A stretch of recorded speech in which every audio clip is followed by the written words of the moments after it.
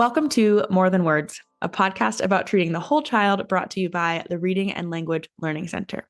I'm your host, Tristan, and today I'm joined by the National Director of Outreach at CLE, Carmen Zahra, to discuss the soft skills needed for post-secondary success.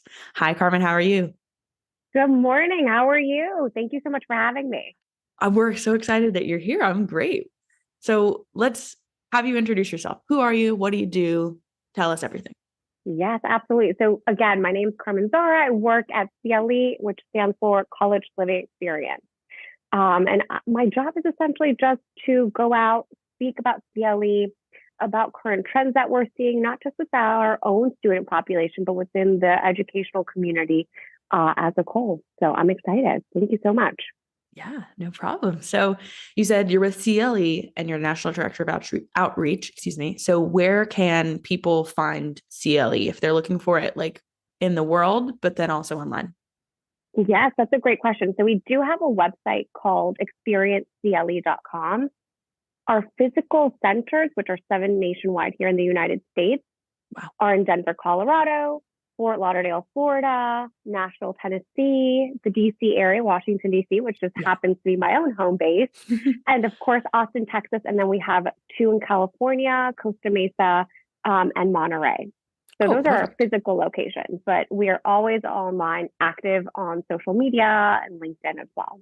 Perfect. Okay. So I'll link you guys in the show notes, your website, and then all the social media platforms so people can follow you guys. Great. Perfect. Alrighty. Well, let's hop into it. Just tell us like what CLE is. We're happy to have you here because I think this is like something I think a lot of our clients could really benefit from. So tell us what the program is. So we actually began the journey back in 1989. We started actually in Florida, Fort Lauderdale. And again, I mean, the reality is after high school, our students just, those support services, they tend to drop off. And so what happens to those students, right? If they end up going to college or end up looking for a career, those supports are no longer there to help them. Those accommodations, they may not know how to ask for them. They may not even know what accommodations they're currently receiving in high school, middle school. And so recognizing that as an issue that is just nationwide, we decided, how do we fix that? What's the solution? We went ahead and actually subsequently expanded from Florida. And now we have 7 centers nationwide. Right. And at the moment, we're currently serving about 300 students a year, roughly. Wow. And so, yeah, we're excited to continue our efforts.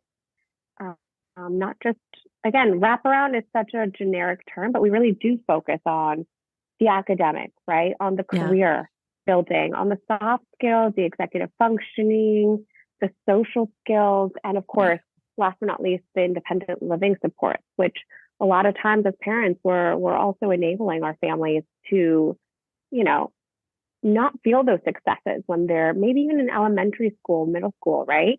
Of problem solving on their own. Right. So, wow. That's a key component of CLE. Yeah. So who's your like ideal client when you guys are looking? You said you have about 300, which is awesome. That is a great question. So all of our students, essentially our community is made up of motivated young adults, all with various abilities, ranging from executive functioning challenges to autism. And again, all of our students do have that potential for success. They may simply just need support improving those skills or their confidence for independence or their social skills, right? So some of our students may enroll fresh out of high school, so they may be 17, 18. And then others may have taken a few semesters in college, have tried to find some actual physical gainful employment. Right. And now they're recognizing they need those additional support. Yeah. And then lastly, I do want to mention that because our students are living in a 2-bedroom apartment with one of their CLE peers, all of our students are really free from those significant behavioral and substance challenges as well. Yeah. So what is the program like? So when you get there, or like when a student gets there, what's not the goal? What's the word I'm looking for? The day-to-day life, maybe? Yeah. Okay, so we have a traditional program and we have a day program. The traditional program is where the CLE students live in the apartment and they're Okay. really truly 24/7, right? Integrated within our program. Right. The day program is where the students are actually living at home with a family Okay. member, a loved one, and they're accessing our support through the center, not necessarily living with us, right? Okay. So when I'm talking about the traditional program, that student's going to wake up typically around 7:15, depending what time they've set their alarm independently, right? Yeah. They are going to go through their morning routine, right? And so all of our students have an executive functioning application on their phone, and they're going through the motions of what they need to do. So some Okay. students may need reminders to brush their teeth. Some students may need reminders to pack a lunch or pack a textbook, or Right. maybe they have a job interview, right? Have they laid out those clothes the night before? Right. So once they've completed that morning routine, right, the showering, the brushing the teeth, the having the breakfast, they're now going to go meet in the DC area, for example, they're going to go meet their resident advisor at resident services. Okay. Once they're at resident services, they're actually going to get into the CLE van, again, if they need that transportation assistance. Right. Some students may prefer to walk, some students may prefer to drive. And then once they're in that CLE van, they're going to go either to the center, right? Or maybe they have a class that morning. And so they're going to independently get themselves from their apartment to campus. Okay. Or maybe they have a virtual class, right? Right. Everybody's schedule is going to look a little bit different. But that morning piece, right? That general morning piece is going to look somewhat uniform because we really want to get that routine started up. Right. And no matter whether you're taking the academic track or the career track, right, those supports are still going to be in place. And so if you're taking, let's say, Psychology 101, your tutoring is still going to happen at the center. If you're Okay. looking for a full-time job, that career development session is still going to happen at the center. Okay. And so those physical sessions that CLE offers happen either in the apartments or in the center. When I mean the apartments, it means our independent living skills coach is actually going to the apartment and let's say they're learning how to cook that day, Okay. making a nutritious meal of beef and broccoli, for example. Yeah. And so that's going to take place in the apartment. But it really just depends on the level of need and what the actual physical session entails. Right. That's really cool. Okay. Because I think when we were chatting, it was like, if you've never heard of CLE, you might know like there's a live-in component there and there isn't. So it's really interesting to know because it sounds like there's a wide range of like need and ability there, which I know you said. But it's always cool to hear like you've got someone that's coming in to help you learn how to cook. You have someone that is going, you have the app that's, the executive functioning. It has kind of like your to-do list of stuff you may not like, you may have started doing growing up, but you need that little Exactly. bit of assistance. Exactly. And after high school, sometimes you're so used to mom or dad making those doctor's appointments, or mom and dad packing your lunch, mom and dad getting you to the grocery store and Right. making that weekly meal plan, right? Mm-hmm. Again, maybe it's mom and dad who have signed you up for piano lessons or hockey lessons and really pushed you to be social. Right. You're at CLE where you're going to have at least 3 weekly social engagement opportunities. Oh, that's awesome. Right? Yeah. And we're partnering with our clinical director to also navigate those icky situations that may arise sometimes. That way we're really providing the opportunity to problem solve on their own in a supported environment. And that way, when they hit those speed bumps down the road, they have the tools to help them get back up and move forward. Right. That's awesome. And so we talked about how it's you've got college and then you also have career students that work with you guys. So how long do students normally stay? Because college normally is like a 2-year or 4-year, sometimes 5-year track, right? So what's the length? On average, our students are going to stay with us for about 2 to 3 years. Oh, cool. Right. So we're really scaffolding those supports to the point where they no longer need it that significantly, right? They're going to have a handle on executive functioning. And that is sometimes the biggest piece here. They're going to have a handle on that social component. it's scary to be social, and Yeah. to learn to be confident and comfortable, it may take a little bit of practice, Yeah. right? And if you don't have the tools to move forward and really and truly live independently, you're not going to be as successful. And sometimes when we're growing up and we're, again, in elementary school, middle school, high school, we're giving our students all of these opportunities to not necessarily fail, but, learn from those experiences. Right. So as parents, I really want to say it's important to allow our students to fail. Right. Again, figuratively speaking here. Right. And just remember that they're going to fail in that supported environment. Right. And so, again, you're going back and you're allowing them to really problem solve on their own. You're giving them the tools for success. Right. And the strategy to navigate what's going to come in the future. Because, again, parents and family members aren't forever. What happens after that? If we're not allowing our students to learn from their mistakes, they're ultimately not going to learn, period. They simply will not know what they do not know. Right. Exactly. And what's the age range of students that you guys have? So our students actually range from 18 to 26. Oh, so again, it cool. comes to what we were talking about before. Some students are going to come fresh out of high school, right? Some students are going to come maybe a semester or a year in from college. And then at that point in time, they've realized, oh, okay, I need help. Once you've recognized I need assistance, that for us is a huge green flag, right? But sometimes it takes a little bit to really recognize that you need additional assistance and support, and that's okay. Right. Yeah. And we talked about some of the skills that you guys teach there, but like, what are those soft skills that the students are learning while they're there? Yes. I mean, again, the soft skills are really going to be focused on the executive functioning, the social component, the self-advocacy, right? But it really truly goes beyond that, because we've really made that intentional effort to offer that wide range and wide scope of wraparound support that are tailored to each individual student's level of need, right? Some students are going to come in and they're going to be really strong academically, really be struggling socially. And then on the flip side, you're going to have that student who is a social butterfly. Right. And they're really struggling academically, and they may not even know how to ask for help, right? And they've gotten F's before, and for them, they haven't really fully computed that there are strategies that they can use in order to help them academically, or they may not feel comfortable asking for help yet. Yeah. And so again, those soft skills all incorporate into that as well. Very cool. So you've got students are learning the soft skills, which is awesome.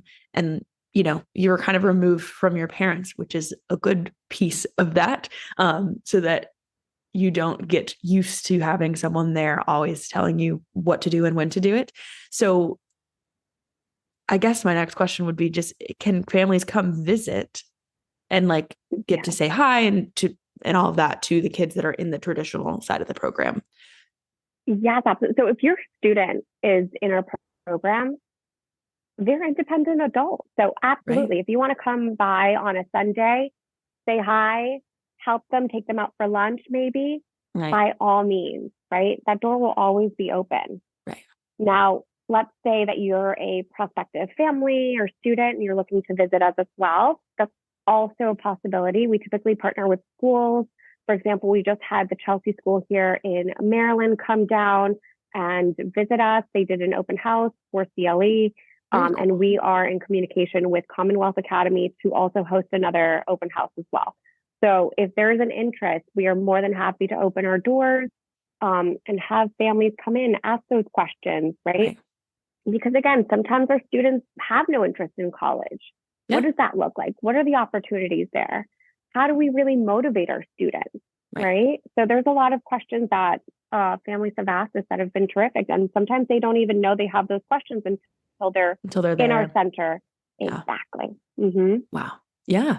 I'm sure it's so interesting giving people a tour and taking them around, because it is such a different way than being at home. Again, because like it's all family generally at home. So you have like the parent to child relationship. But having that independence while also having support and like live in support, like in a way, like live in support, which is different to school, even, right?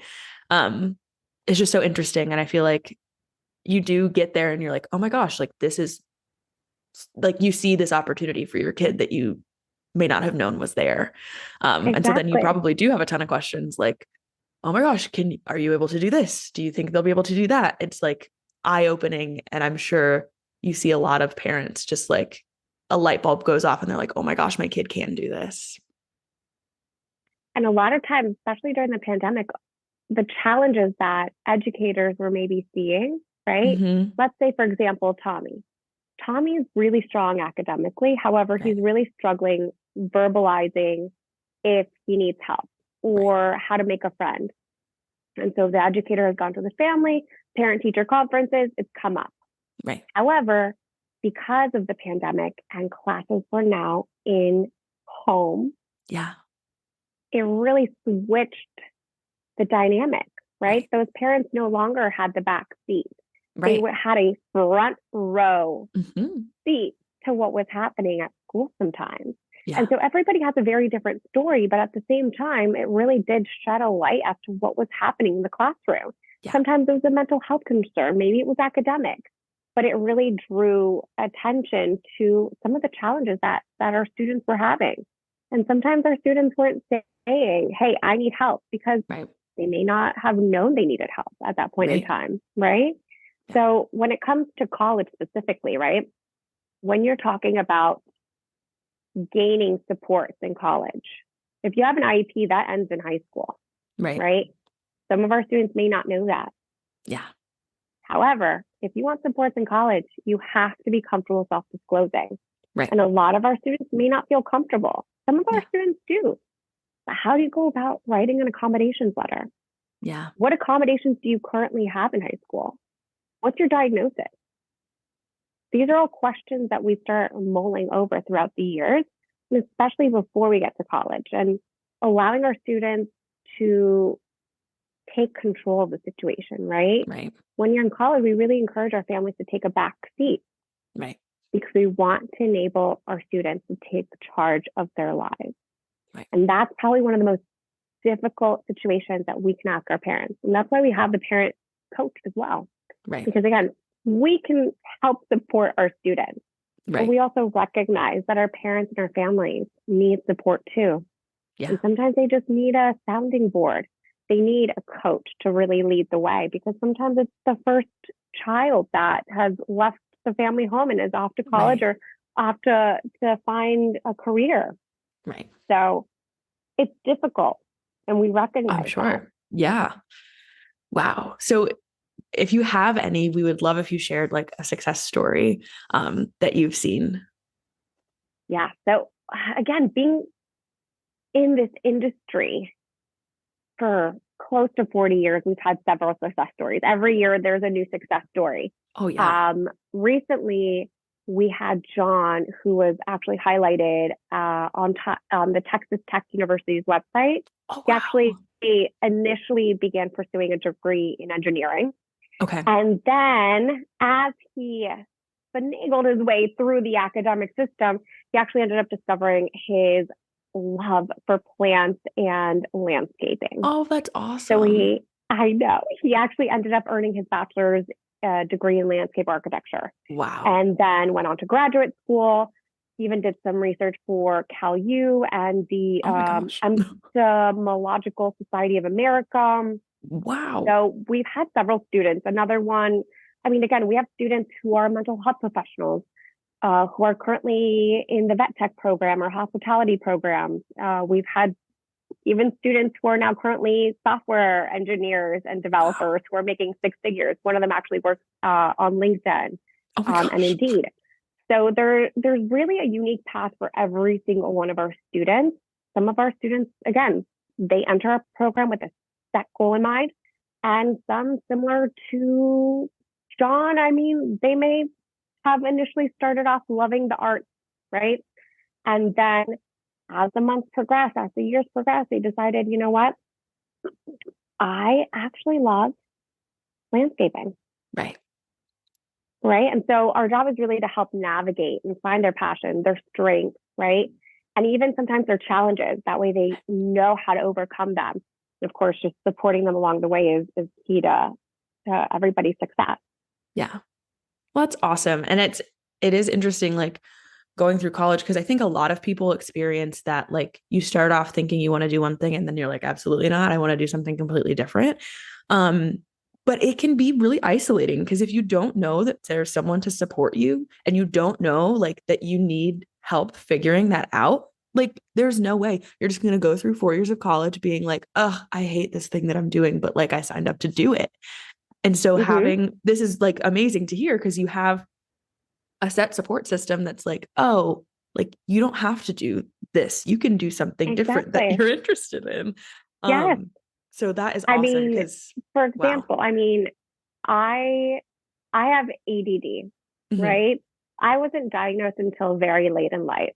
Yeah. And so for me, my parents always pushed me to be a medical professional. My dad's an epidemiologist. My sister now is internal medicine. And Wow. so medicine, 100% in my future.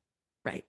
I went to college, realized, you know what? Chemistry, math, No. not for me. Right.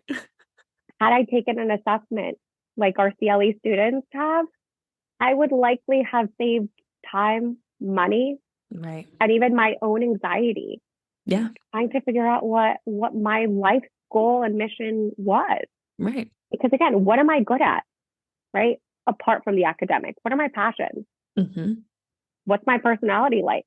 Right? It all really fuels that career exploration path. And it all fuels also the academic path. Because in order to be, let's say, for example, a mental health professional, Right.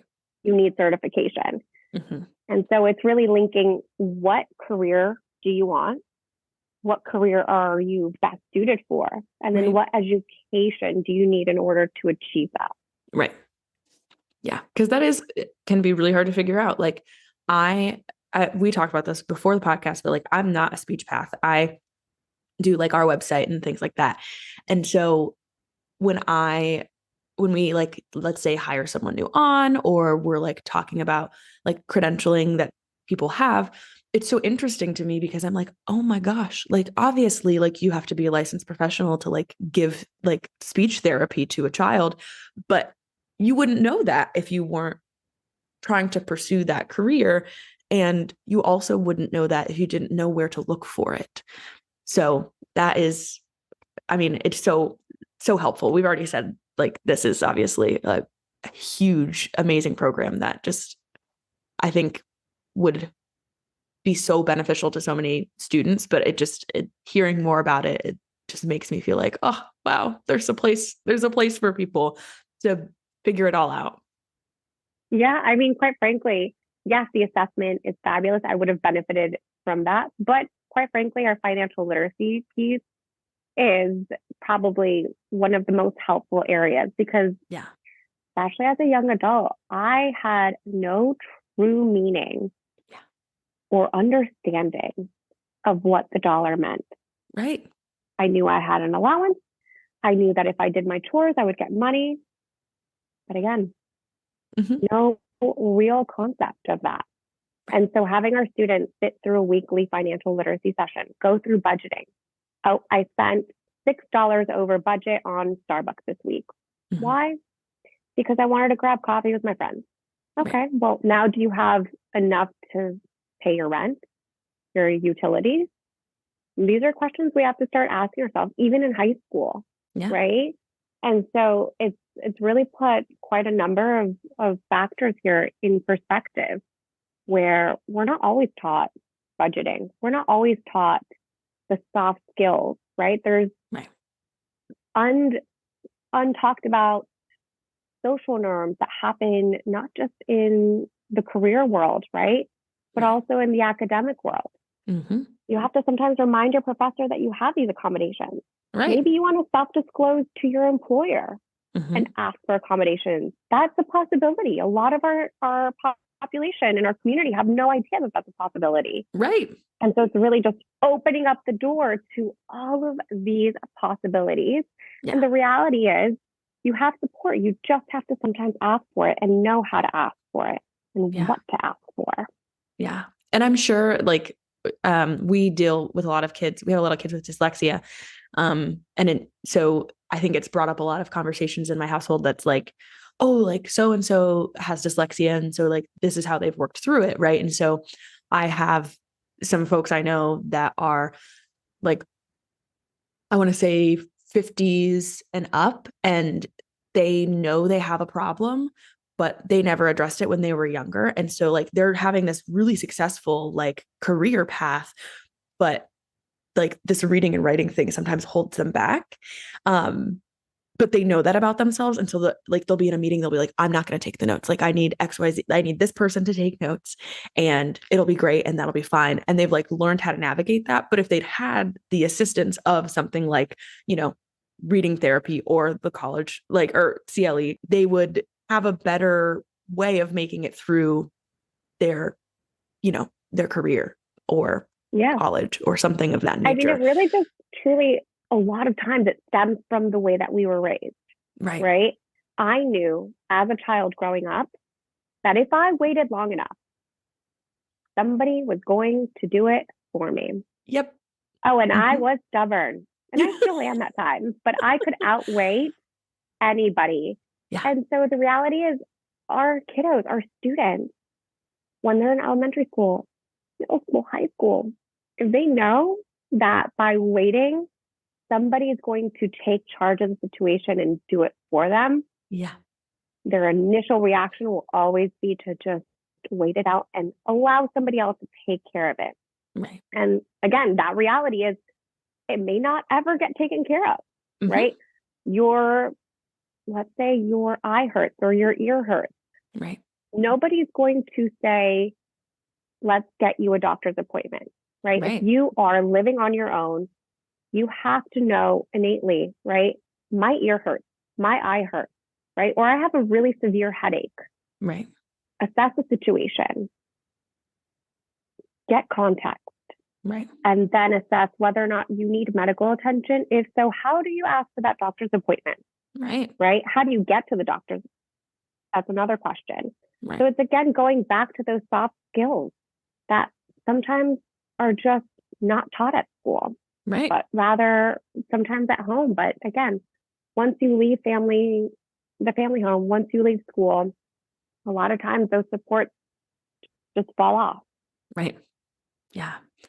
Well, this has been, so enlightening and I think very hopeful for parents, because I'm sure there are parents of kids that are in like middle school or like just starting high school and they're like, oh my gosh, like they're starting to realize I am not always going to be here. So like, what can I do for my kid? So this has been incredibly helpful. So thank you so much for coming on. Thank you, Tristan, for having me. It's always great to chat with you. Yes, same to you. So thank you so much for being here. And thank you so much for everyone to listening to the podcast. Don't forget to like and subscribe so that you can see when we have our new episodes out, and we'll see you next time.